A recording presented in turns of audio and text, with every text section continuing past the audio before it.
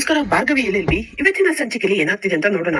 ಸಂಚಿಕೆ ಶುರುವಿನಲ್ಲಿ ನಿರ್ಮಲಾ ಜಗನ್ ಹತ್ರನೇ ಬಂದ್ಕೊಂಡು, ಜಗನ್ ನಿಮ್ ಅಣ್ಣನ ಬಿಡ್ಸಕ್ಕೆ ಏನಾದ್ರೂ ದುಡ್ಡಿನ ವ್ಯವಸ್ಥೆ ಆಯ್ತಾ ಅಂತ ನಿರ್ಮಲಾ ಕೇಳ್ತಾ ಇರ್ಬೇಕಾದ್ರೆ, ಇಲ್ಲದ್ಗೆ ಯಾರನ್ನು ಕೂಡ ದುಡ್ಡು ಕೊಡಕ್ಕೆ ಹಿಂದೆ ಸರಿತಾ ಇದ್ದಾರೆ ಅಂತ ಜಗನ್ ಹೇಳಿದ ತಕ್ಷಣನೇ, ಮತ್ತೆ ಇನ್ನ ಏನ್ ಮಾಡುದು ಜಗನ್ ನಿಮ್ ಅಣ್ಣನ ಬಿಡ್ಸ್ಕೊಂಡ್ ಬರೋದಕ್ಕೆ, ಅಂದಾಗೆ ನಿನ್ ಕೈಯಲ್ಲಿ ಏನೋ ಡಾಕ್ಯುಮೆಂಟ್ ಇದೆಯಲ್ವಾ ಏನದು ಅಂತ ಅಜ್ಜಿ ಕೇಳ್ತಾ ಇರ್ಬೇಕಾದ್ರೆ, ತೂತಾಗಿರುವ ಮಡಿಕೆಯಲ್ಲಿ ನೀರ್ ತುಂಬಿಸದಿದ್ರೆ ಹೇಗೆ ಸೋರ್ ಹೋಗುತ್ತೋ ಅದೇ ರೀತಿಯಾಗಿ ನಮ್ಗೆ ಸಾಲ ಕೊಟ್ಟದಿದ್ರೆ ವಾಪಸ್ ಬರಲ್ಲ ಅಂತ ಎಲ್ಲರೂ ಕೂಡ ಸಾಲ ಕೊಡಕ್ಕೆ ಹಿಂದೇಟನ್ನ ಸರಿತಾ ಇದ್ದಾರೆ. ಹಾಗಾಗಿ ನಾನ್ ಕೆಲಸ ಮಾಡ್ತಿರುವ ಕಂಪನಿಯಲ್ಲೇ ನಮ್ಮ ಮ್ಯಾನೇಜರ್ ಹತ್ರನೇ ನಾನು ಸಾಲ ಕೇಳಿದೆ, ಅದಕ್ಕೆ ಅವರು ಸಾಲ ಕೊಡೋಕೆನೆ ಒಪ್ಕೊಂಡ್ಬಿಟ್ಟಿದ್ದಾರೆ ಅಂತ ಜಗನ್ ಹೇಳ್ತಾರೆ. ಈ ಮಾತನ್ನ ಕೇಳಿಸ್ಕೊಂಡು ಎಲ್ಲರೂ ಕೂಡ ಖುಷಿ ಪಡ್ತಾರೆ. ಆದ್ರೆ ಅಂತ ಜಗನ್ ಹೇಳಿದ ತಕ್ಷಣನೇ, ಆದ್ರೆ ಏನಾಯ್ತು ಚಿಕ್ಕು, ನೀವೇನನ್ನು ಕೂಡ ಯೋಚನೆ ಮಾಡ್ಬೇಡಿ, ಅವ್ರು ನಮ್ಗೆ ಈ ಸಾಲ ಕೊಟ್ಟದಿದ್ರೆ ಅದ್ ಎಷ್ಟ್ ಕಷ್ಟ ಆದ್ರೂ ಕೂಡ ಪರವಾಗಿಲ್ಲ, ಆ ಸಾಲನ ನಾನು ತೀರಿಸ್ತೀನಿ ಚಿಕ್ಕು ಅಂತ ಅರ್ಜುನ್ ಹೇಳ್ತಾ ಇರ್ಬೇಕಾದ್ರೆ, ನೋಡು ಅರ್ಜುನ್, 20 ಲಕ್ಷ ಅನ್ನೋದು ಚಿಕ್ಕ ಅಮೌಂಟ್ ಅಲ್ವೇ ಅಲ್ಲ. ಸೊ ಹಾಗಾಗಿ ಈ ಸಾಲ ಇಷ್ಟೊಂದು ದೊಡ್ಡ ಅಮೌಂಟ್ ಕೊಡ್ಬೇಕು ಅಂತಂದ್ರೆ ಎಲ್ಲರೂ ಕೂಡ ಯೋಚನೆ ಮಾಡೇ ಮಾಡ್ತಾರೆ, ಅವ್ರ ಸೆಕ್ಯೂರಿಟಿ ಪರ್ಪಸ್ಗೋಸ್ಕರ. ಸೊ ಹಾಗಾಗಿ ಅವ್ರ ಇವಾಗ ಸಾಲ ಕೊಡ್ಬೇಕು ಅಂತಂದ್ರೆ ಅವ್ರು ನಮ್ಮ ಹತ್ರ ಈ ಮನೆ ಅಡ ಇಡ್ಬೇಕು ಅಂತ ಹೇಳಿದ್ದಾರೆ. ಹಾಗಾಗಿ ಅದೇ ಪೇಪರ್ಸ್ ನಾನ್ ರೆಡಿ ಮಾಡ್ಕೊಂಡ್ ಬಂದಿದ್ದೀನಿ ಅಂತ ಜಗನ್ ಹೇಳ್ತಾರೆ. ಈ ಮಾತನ್ನ ಕೇಳಿಸ್ಕೊಂಡು ಎಲ್ಲರೂ ಕೂಡ ಒಬ್ರನ್ನೊಬ್ರು ಮುಖ ನೋಡ್ಕೊಂತಾರೆ. ಪರವಾಗಿಲ್ಲ ಚಿಕ್ಕು, ನಾನ್ ಡ್ಯಾಡ್ಗೋಸ್ಕರ ನಾನ್ ಏನ್ ಬೇಕಾದ್ರೂ ಕೂಡ ಮಾಡ್ತೀನಿ ಅಂತ ಇಲ್ಲಿ ಅರ್ಜುನ್ ಹೇಳ್ತಿರ್ಬೇಕಾದ್ರೆ, ನನಗೆ ಚಿಕ್ಕಮ್ಮವ್ವ ನೀವ್ ಏನನ್ನು ಕೂಡ ಅನ್ಕೊಂಡಿಲ್ಲ ಅಂತಂದ್ರೆ ಆ ಡಾಕ್ಯುಮೆಂಟ್ಸ್ ಅನ್ನ ನಾನು ಒಂದ್ಸರಿ ಓದ್ಬಹುದಾ ಅಂತ ಭಾರ್ಗವಿ ಕೇಳ್ತಾಳೆ. ಆಯ್ತು ಭಾರ್ಗವಿ, ನೋಡು ನೀನು ನಿನ್ ಸಮಾಧಾನಕ್ಕಾದ್ರೂ ನೀನ್ ಇದನ್ನ ಒಂದ್ಸರಿ ಚೆಕ್ ಮಾಡ್ಕೋ, ಯಾಕಂತಂದ್ರೆ ಆಮೇಲೆ ನನ್ ಕಡೆಯಿಂದ ಮೋಸ ಆಯ್ತು ಅಂತ ಯಾರನ್ನು ಕೂಡ ಅನ್ಕೋಬಾರ್ದು ಅಲ್ವಾ ಭಾರ್ಗವಿ ಅಂತ ಜಗನ್ ಹೇಳ್ತಿರ್ಬೇಕಾದ್ರೆ, ಭಾರ್ಗವಿ ಏನ್ ಮಾಡ್ತಿದ್ದೀರಾ, ಚಿಕ್ಕು ಮೇಲೆನೆ ಅನ್ನನ ಪಡ್ತಿದ್ದೀರಾ ಅಂತ ಅರ್ಜುನ್ ಜೋರಾಗ್ತಾ ಇರ್ಬೇಕಾದ್ರೆ, ಅದು ಹಾಗಲ್ಲ ಪಾರ್ಥ, ಯಾವುದೇ ಪೇಪರ್ಗೂ ಕೂಡ ಸೈನ್ ಮಾಡೋಕ್ಕಿಂತ ಮುಂಚೆ ಒಂದ್ಸರಿ ನಾವು ಅದನ್ನ ಕ್ರಾಸ್ ಚೆಕ್ ಮಾಡ್ಕೋಬೇಕಲ್ವಾ ಅಂತ ಭಾರ್ಗವಿ ಹೇಳ್ತಿರ್ಬೇಕಾದ್ರೆ, ಅದನ್ನೇ ನಾನು ಅನುಮಾನ ಅಂತ ಹೇಳ್ತಿರೋದು. ನಮ್ ಡ್ಯಾಡ್ ನ ಉಳಿಸ್ಕೋಬೇಕು ಅಂತ ಚಿಕ್ಕು ಏನೇನೆಲ್ಲ ಸಹಾಯ ಮಾಡ್ತಿದ್ದಾರೆ ಅಂತದ್ರಲ್ಲಿ ಹೋಗಿ ನಿಮ್ ಕೈಯಲ್ಲಿ ಏನನ್ನು ಆಗಿಲ್ಲ ಅಂತ ಇದ್ದಿದ್ರು ಈ ಅನುಮಾನ ಪಡೋ ಕೆಲಸ ಮಾತ್ರ ನೀವು ಚೆನ್ನಾಗಿದೆ ಮಾಡ್ತಾ ಇದ್ದೀರಲ್ವಾ ಅಂತ ಭಾರ್ಗವಿಗೆ ಅರ್ಜುನ್ ಚೆನ್ನಾಗಿ ಬೈತಾ ಇರ್ಬೇಕಾದ್ರೆ, ಅರ್ಜುನ್ ಯಾಕೆ ಅವಳಿಗೆ ಬೈತಾ ಇದೆಯಾ ನೀನು, ನೋಡು ಅವಳು ಕೇಳಿರೋದ್ರಲ್ಲಿ ಯಾವ ತಪ್ಪನ್ನು ಕೂಡ ಇಲ್ಲ ತಾನೆ, ಒಂದ್ಸರಿ ಚೆಕ್ ಮಾಡ್ಲಿ ಬಿಡು ಅಂತ ಜಗನ್ ಹೇಳ್ತಿರ್ಬೇಕಾದ್ರೆ, ನೀವು ಸುಮ್ಮನೆ ಚಿಕ್ಕು, ಯಾರು ಈ ಮನೆಯವರು ಯಾರು ಈ ಮನೆಯವರಲ್ಲ ಅಂತ ನಮ್ಮೆಲ್ಲರಿಗೂ ಕೂಡ ಚೆನ್ನಾಗಿದೆ ಗೊತ್ತು. ಹಾಗಾಗಿ ಅವ್ರ ಅಭಿಪ್ರಾಯ ಇಲ್ಲಿ ಯಾರಿಗೂ ಕೂಡ ಬೇಕಾಗಿಲ್ಲ. ಅದು ಅಲ್ಲದೆ ನಾವೆಲ್ಲರೂ ಕೂಡ ನಿಮ್ಮನ್ನ ನಂಬ್ತೀವಿ. ಇನ್ನ ಅವ್ರ ಅಭಿಪ್ರಾಯ ಕೊಟ್ಕೊಂಡು ನಮ್ಗೆ ಏನಾಗ್ಬೇಕು, ಕೊಡಿ ಚಿಕ್ಕು, ಎಲ್ರು ಸೈನ್ ಆಗ್ಬೇಕು ತಾನೆ, ಫಸ್ಟ್ ಸೈನ್ ನಾನೇನೆ ಮಾಡ್ತೀನಿ ಅಂತ ಆ ಡಾಕ್ಯುಮೆಂಟ್ಸ್ ಅನ್ನೆಲ್ಲ ತಗೊಂಡು ಇಲ್ಲಿ ಅರ್ಜುನ್ ಸೈನ್ ಹಾಕ್ತಾ ಇದ್ದಿದ್ರೆ ಭಾರ್ಗವಿ ಏನನ್ನು ಮಾತಾಡದೆ ಸುಮ್ಮನಾಗ್ತಾಳೆ.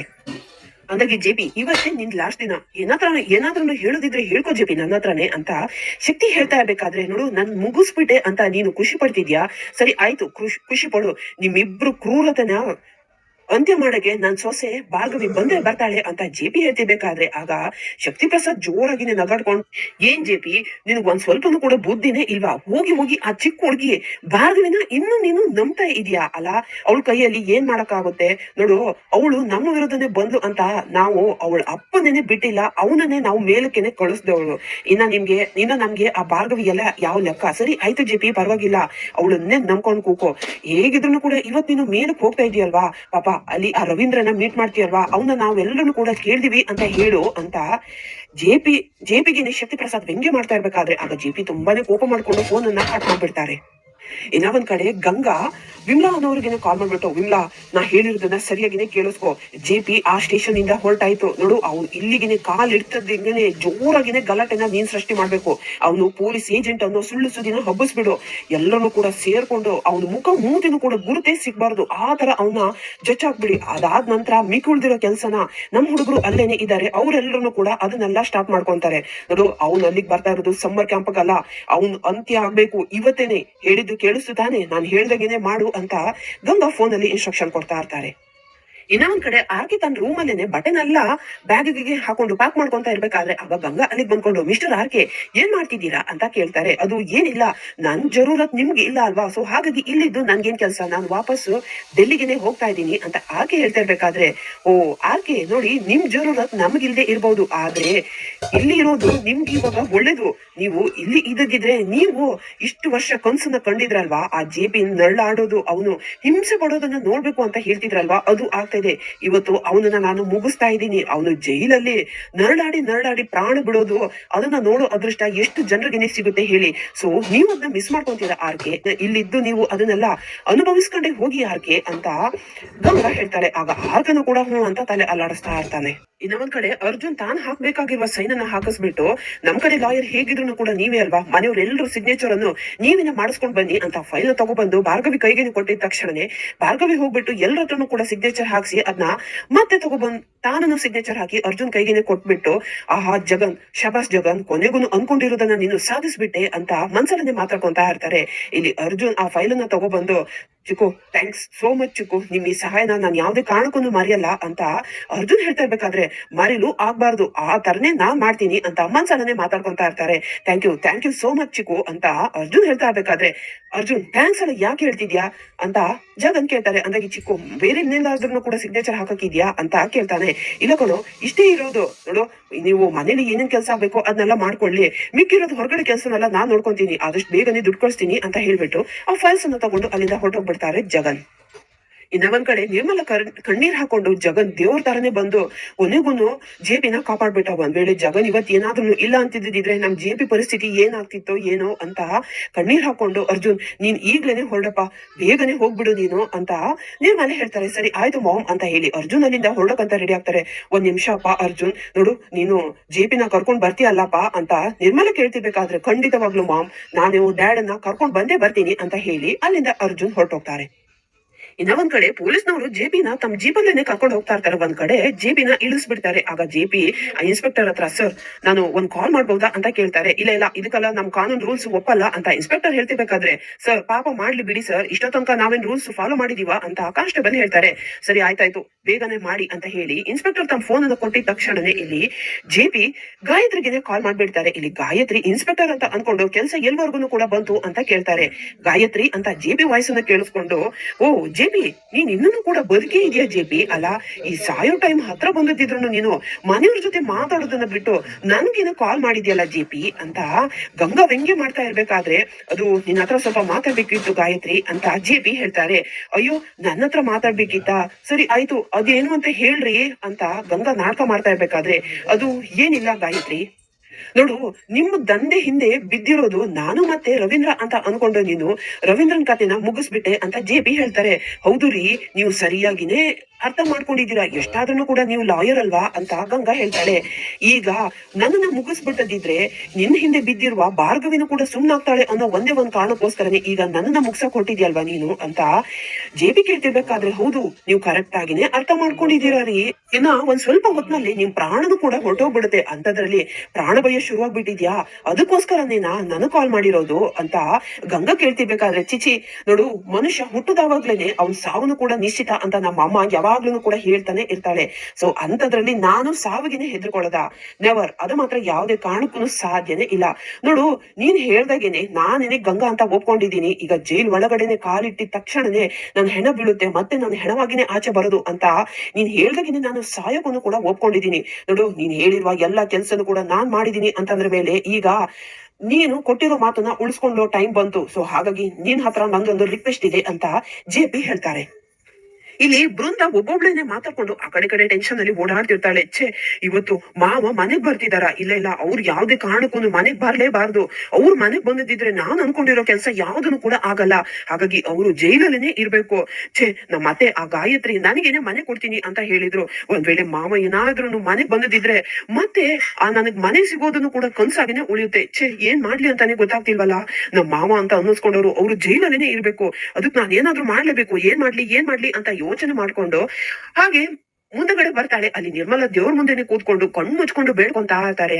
ನಿಧಾನಕ್ಕೆನೆ ಕಳ್ಳಿ ತರ ಆ ಕಡೆ ಈ ಕಡೆ ನೋಡ್ಕೊಂಡು ಬಂದ್ಕೊಂಡು ಆ ದೀಪನೆಲ್ಲ ಉಫ್ ಅಂತ ಊದಿ ಎಲ್ಲದನ್ನು ಕೂಡ ಆರಿಸ್ಬಿಟ್ಟು, ಅಯ್ಯೋ ಅತ್ತೆ ಏನಾಯ್ತು ನೋಡಿ ಅತ್ತೆ, ನೀವು ನೋಡಿದ್ರೆ ಮಾವ ಮನೆಗ್ ಬರ್ಲಿ ಅಂತ ದೇವ್ರ ಹತ್ರ ಕೇಳ್ಕೊಂತ ಇದ್ರಿ, ಆದ್ರೆ ದೀಪನೇ ಆರೋಗ್ಯ ಇತ್ತೆ ಅಲ್ಲ ಅತ್ತೆ, ನನಗನ್ಸುತ್ತೆ ಇದು ಅಪಶಕುನ ಅಂತ ಅನ್ಸುತ್ತೆ ಅತ್ತೆ ಅಂತ ಬೃಂದ ಹೇಳ್ತಾ ಇರ್ಬೇಕಾದ್ರೆ, ಬೃಂದ ಆಲ್ರೆಡಿ ನಾನು ತುಂಬಾನೇ ಗಾಬರಿಯಲ್ಲಿದ್ದೀನಿ, ಹೆದರ್ಕೊಂಡಿದ್ದೀನಿ, ಮತ್ತೆ ನೀನ್ ನನ್ನ ಭಯ ಪಡಿಸ್ಬೇಡ ನೀನು, ನೋಡು ಭಾರ್ಗವಿ ಇದಾಳಲ್ವಾ, ಅರ್ಜುನ್ ಭಾರ್ಗವಿ ಹೋಗಿದಾರ ತಾನೇ ಜೆಪಿನ ಕರ್ಕೊಂಡ್ ಬರಕ್ಕೆ, ಏನೂ ಆಗಲ್ಲ ಅಂತ ನಿರ್ಮಲ ಹೇಳ್ತಿರ್ಬೇಕಾದ್ರೆ, ಏನತ್ತೆ ಹೋಗಿ ಆ ಭಾರ್ಗವಿನ ನಂಬ್ತಾ ಇದ್ದೀರಾ ನೀವು, ತೊಟ್ಲನ್ನ ತೂಗೋದು ಅವಳೆ, ಮಗುನ ಚೂಟೋದು ಅವಳೆ ಮಾವನ್ನ ಜೈಲಿಗೆನೆ ಕಳಿಸ್ದವಳು, ಅಂತದ್ರಲ್ಲಿ ಈಗ ಮಾವನ ಅವಳು ಬಿಡ್ಸ್ಕೊಂಡ್ ಬರ್ತಾಳ.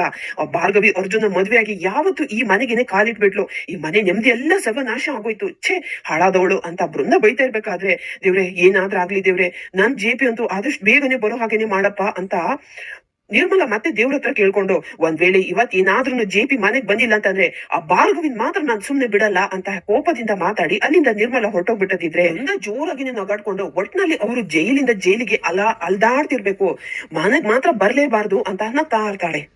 ನೋಡು, ಅವತ್ತು ನೀನೇನೆ ಹೇಳಿರೋದು, ನೀನ್ ಹೇಳ್ದಾಗೇನೆ ನಾನ್ ಕೇಳದಿದ್ರೆ ನನ್ ಕುಟುಂಬದವರನ್ನ ನೀನು ಬಿಡ್ತೀನಂತ ಹೇಳಿದ್ದೆ. ಸೊ ಹಾಗಾಗಿ ಇವಾಗ ನಿನ್ ಟರ್ಮ್, ನನ್ ಕುಟುಂಬದವರನ್ನ ಬಿಡ್ಬಿಡು ಅಂತ ಜೆಪಿ ಕೇಳ್ತಿರ್ಬೇಕಾದ್ರೆ ಅಯ್ಯೋ ಮಂಕೆ, ಇದನ್ನೇ ಸಮಯ ಸಾಧಕರು ಅಂತ ಹೇಳೋದು. ನೋಡು, ತಮ್ಮ ಕೆಲ್ಸ ಆಗ್ಬೇಕು ಅಂತಂದ್ರೆ ಈ ತರ ಸುಳ್ಳು ಆಶ್ವಾಸನ ಕೊಡ್ಲೇಬೇಕು ತಾನೆ. ಅದಕ್ಕೋಸ್ಕರನೇ ನಾನು ನಿನ್ ಕೈಯಲ್ಲಿ ಸುಳ್ಳನ್ನ ಹೇಳಿ ಸುಳ್ಳು ಭರವಸೆನ ಕೊಟ್ಟು ನಿನ್ ಕೈಯಲ್ಲಿ ಕೆಲಸ ಮಾಡಿಸ್ಕೊಂಡಿರೋದು. ನೋಡು, ಅದ್ರಕ್ಕಿಂತ ಜಾಸ್ತಿಯಾಗಿ ನಾನೇ ಗಂಗಾ ಅಂತ ನಿಮ್ ಮನೆಯವ್ರಿಗೆಲ್ರಿಗೂ ಕೂಡ ಗೊತ್ತಾಗ್ಬಿಟ್ಟಿದೆ. ಈಗ ನಾನೇನಾದ್ರೂ ಅವ್ರನ್ನೆಲ್ಲ ಜೀವಂತವಾಗಿ ಬಿಟ್ಟದಿದ್ರೆ ಅವರಿಂದ ನನ್ ದಂಧೆಗೆನೆ ತೊಂದ್ರೆ ತಾನೆ. ಹಾಗಾಗಿ ಅವ್ರನ್ನೆಲ್ಲ ಯಾವುದೇ ಕಾರಣಕ್ಕೂ ಜೀವಂತವಾಗಿ ಉಳಿಸೋ ಮಾತೇ ಇಲ್ಲ. ಒಂದ್ ವೇಳೆ ನೀನೇನಾದ್ರೂ ನನ್ನ ಹತ್ರ ಒಪ್ಪತ್ತಿನ ಊಟನೋ 1,000 2,000 ಕೇಳದಿದ್ರೆ ಮುಲಾಜಿಲ್ದೆ ಅದನ್ನ ನಿನ್ ಮೇಲೆನೆ ನಾನು ಬಿಸಾಕ್ತಿದ್ದೆ. ಆದ್ರೆ ನೀನ್ ಕೇಳ್ತಾ ಇರೋದು ನನ್ ಸರ್ವಸ್ವ ಆಗಿರುವ ನನ್ ದಂಧೆನೆ ಕೇಳ್ತಾ ಇರೋದಲ್ವಾ. ಸೊ ಹಾಗಾಗಿ ನೀನೇನು ಕೂಡ ಯೋಚನೆ ಮಾಡ್ಬೇಡ, ನೀನ್ ಅನ್ಕೊಂಡಿರೋದನ್ನ ಮಾಡಕ್ ಆಗಲ್ಲ. ಸೊ ಹಾಗಾಗಿ ನೀನು ಫಸ್ಟ್ ಹೋಗು, ಅದಾದ ನಂತರ ನಿನ್ ಕುಟುಂಬದವ್ರನ್ನ ಒಬ್ಬೊಬ್ಬರಾಗಿ ಮೇಲ್ಗಡೆನೆ ಕಳಿಸ್ತಾ ಇರ್ತೀನಿ, ಎಲ್ಲರನ್ನು ಕೂಡ ಆರಾಮಾಗಿ ನೆಮ್ಮದಿಯಾಗಿ ಮೇಲ್ಗಡೆನೆ ಇದ್ಬಿಡಿ ಅಂತ ಗಂಗಾ ಹೇಳ್ತಾಳೆ. ಗಂಗಾ ಮಾತಿಗೆ ಜೆಪಿ ಜೋರಾಗಿನೇ ನಗಾಡಕ್ಕೆ ಸ್ಟಾರ್ಟ್ ಮಾಡ್ಬಿಡ್ತಾರೆ. ಯಾಕೆ ನಗ್ತಾ ಇದೀಯಾ ಅಂತ ಗಂಗಾ ಕೇಳ್ತಿರ್ಬೇಕಾದ್ರೆ, ನನ್ ಜೊತೆಗೇನೆ ಮೇಲಕ್ ಬರೋದು ನಮ್ಮ ಮನೆಯವರಲ್ಲ, ನನ್ ಜೊತೆಗೆ ಮೇಲಕ್ ಬರೋದು ನೀನು ಅಂತ ಜೆಪಿ ಹೇಳ್ತಾರೆ. ನೋಡು, ಆವತ್ತೇನೆ ಕಾಳಿಯಾಗಿ ನಿನ್ ಸಂಹಾರ ಮಾಡಕ್ಕೇನೆ ಬಂದವಳು ಇವತ್ತು ನನ್ ಸೊಸೆ ಭಾರ್ಗವಿ LLB ಮಹಾಕಾಳಿಯಾಗಿ ನಿನ್ನ ಸಂಹಾರ ಮಾಡಕ್ಕೆ ಬಂದೇ ಬರ್ತಾಳೆ ಅಂತ ಜೆಪಿ ಹೇಳ್ತಾರೆ. ಅದು ಅವಳಿಂದ ತಪ್ಪಿಸ್ಕೊಳ್ಳಕ್ಕೆ ನಿನಗ್ ಮಾತ್ರ ಈ ಜನ್ಮದಲ್ಲಿ ಸಾಧ್ಯನೇ ಇಲ್ಲ ಅಂತ ಜೆಪಿ ಹೇಳ್ತಾ ಇರ್ಬೇಕಾದ್ರೆ ಈ ಗಂಗಾ ದಂಡಿಗೆ ಹೆದರ್ಲಿಲ್ಲ, ದಾಳಿಗೆ ಹೆದರ್ಲಿಲ್ಲ. ಇನ್ನು ನಿನ್ ಸೊಸೆ ಆ ಭಾರ್ಗವಿಗೆ ನಾನ್ ಹೆದರ್ಕೊಂತೀನ, ಬರ್ಲಿ ಅವಳು ಒಂದ್ ಕೈ ನಾನು ನೋಡೇ ಬಿಡ್ತೀನಿ. ಫಸ್ಟ್ ನೀನ್ ಇವಾಗ ಮೇಲ್ಗಡೆನೆ ಹೋಗ್ತಾ ಇದೆಯಲ್ವಾ, ಸೊ ಹಾಗಾಗಿ ನಿನ್ಗೆ ಹ್ಯಾಪಿ ಅಂಡ್ ಲಾಂಗ್ ಜರ್ನಿ ಅಂತ ಕೂಗಿ ಫೋನ್ ಅನ್ನ ಕಟ್ ಮಾಡ್ಬಿಡ್ತಾಳೆ ಗಂಗಾ. ಇನ್ನೊಂದ್ ಕಡೆ ಅರ್ಜುನ್ ಮತ್ತೆ ಭಾರ್ಗವಿ ಕೋರ್ಟ್ ಹತ್ರನೇ ಬರ್ತಾ ಇರ್ತಾರೆ. ಆಗ ಭಾರ್ಗವಿ ಹೇಳ್ತಾರೆ, ಅದು ಪಾರ್ಥ, ಮಾವನಿಗೆ ಬೇಕಾಗಿರುವ ದುಡ್ಡನ್ನು ಕೂಡ ಅರೇಂಜ್ ಆಗಿದೆ, ನಾನು ಬೇಲ್ ಕೊಡ್ಸಿ ಅವ್ರನ್ನ ಕರ್ಕೊಂಡ್ ಬರ್ತಾ ಇದ್ದೆ, ನೀವು ಮನೇಲೇನೆ ಇದ್ದು ರೆಸ್ಟ್ ಮಾಡ್ಬೋದಿತ್ತು ಅಲ್ವಾ ಪಾರ್ಥ ಅಂತ ಭಾರ್ಗವಿ ಕೇಳ್ತಾ ಇರ್ಬೇಕಾದ್ರೆ, ನೋಡಿ ನಿಮ್ಮನ್ನ ಒಬ್ರೆ ಬಿಡೋದು ಸೇಫ್ ಅಲ್ಲ ಅಂತ ಅನಿಸ್ತು, ಹಾಗಾಗಿನೇ ನಾನ್ ಬಂದಿದ್ದೀನಿ ಅಂತ ಅರ್ಜುನ್ ಹೇಳ್ತಾ ಇರ್ಬೇಕಾದ್ರೆ ಈ ಮಾತನ್ನ ಕೇಳಿಸ್ಕೊಂಡು, ಇದು ನನ್ ಮೇಲಿನ ಕಾಳಜಿಗೋಸ್ಕರ ಬಂದಿದ್ದೀರಾ ಅಂತ ಭಾರ್ಗವಿ ಕೇಳ್ತಾಳೆ. ಆಗ ಇಲ್ಲ, ನಿಮ್ಮೇಲಿ ಕಾಳಜಿಯಿಂದ ಬಂದಿರೋದಲ್ಲ, ನಾನು ಡ್ಯಾಡ್ ಮೇಲಿನ ಪ್ರೀತಿಯಿಂದಾನೇ ಬಂದಿರೋದು. ಲಾಯರ್ ಆದವರು ಸರಿಯಾಗಿ ಕೆಲಸ ಮಾಡದಿದ್ರೆ ನಾನು ಇಲ್ಲಿವರೆಗೆ ಬರುವಂತ ಅವಶ್ಯಕತೆನೆ ಇರ್ಲಿಲ್ಲ ಅಂತ ಅರ್ಜುನ್ ಹೇಳ್ತಾ ಇರ್ಬೇಕಾದ್ರೆ, ಅದು ಪಾರ್ಥ, ನಾನು ಯಾವ ತಪ್ಪನ್ನು ಕೂಡ ಮಾಡಿಲ್ಲ ಪಾರ್ಥ, ನಾನು ಮಾವನ್ ಪರವಾಗಿನೇ ಇದೀನಿ ಅಂತ ನಾನ್ ನಿಮ್ಗಿನ್ನ ಎಷ್ಟು ಸರಿ ಹೇಳ್ಬೇಕು ಅಂತ ಭಾರ್ಗವಿ ಕೇಳ್ಕೊಂತ ಇರ್ಬೇಕಾದ್ರೆ, ನೋಡಿ ಈಗ ನೀವ್ ಏನೇ ಹೇಳದಿದ್ರು ಕೂಡ ಲಾಯರ್ ಆಗಿ ನಾನು ನಿಮ್ಮನ್ನ ನಂಬ್ತೀನಿ, ಆದ್ರೆ ಹೆಂಡತಿಯಾಗಿ ಮಾತ್ರ ನಾನ್ ನಿಮ್ಮನ್ನ ಯಾವುದೇ ಕಾರಣಕ್ಕೂ ನಂಬಲ್ಲ. ಯಾಕಂತಂದ್ರೆ ನನ್ನ ನಂಬಿಕೆನ ಕಳ್ಕೊಂಡಿದ್ದವರು ನೀವೇ ತಾನೆ. ಎಷ್ಟು ಸರಿ ನನ್ನಿಂದ ಮುಚ್ಚಿಟ್ಟು ಏನಾದ್ರೂ ಕೆಲಸ ಮಾಡ್ತಿದ್ದೀರಾ ಅಂತ ನಾನ್ ಕೇಳ್ದವಾಗ್ಲೂ ಏನಿಲ್ಲ ಅಂತ ಹೇಳಿ ಅಷ್ಟೊಂದು ದೊಡ್ಡ ಕೆಲಸ ಮಾಡಕ್ಕೆ ಹೊರಟಿದ್ದೀರಾ ಅಲ್ವಾ. ಈ ವಿಷಯಕ್ಕೆ ನಾನ್ ಯಾವುದೇ ಕಾರಣಕ್ಕೂ ನಿಮ್ಮನ್ನ ಮತ್ತೆ ನಾನ್ ನಂಬಲ್ಲ ಅಂತ ಅರ್ಜುನ್ ಹೇಳ್ತಾ ಇದ್ದಿದ್ರೆ, ಇನ್ನೊಂದ್ ಕಡೆ ಭಾರ್ಗವಿ ಹಾಗೆ ಅವನ ಹಿಂದೆನೆ ಹೋಗ್ತಾ ಇರ್ಬೇಕಾದ್ರೆ ಭಾರ್ಗವಿ ಕಾಲಿಗೆನೆ ಒಂದು ಮುಳ್ಳು ಚುಚ್ಕೊಂಡ್ಬಿಡುತ್ತೆ. ಆಗ ಅರ್ಜುನ್ ಓಡ್ ಬಂದ್ಕೊಂಡು ಭಾರ್ಗವಿ ಕಾಲನ್ನ ತನ್ನ ಕಾಲ್ ಮೇಲೆ ಇಟ್ಕೊಂಡು ಮೂಡನ್ನ ತೆಗಿತಾ ಇರ್ತಾನೆ. ಈ ಕಡೆ ಭಾರ್ಗವಿ ಮತ್ತೆ ಅರ್ಜುನ್ ಹಾಗೆ ಒಬ್ರನ್ನೊಬ್ರು ಮುಖ ನೋಡ್ತಾ ಇರ್ತಾರೆ.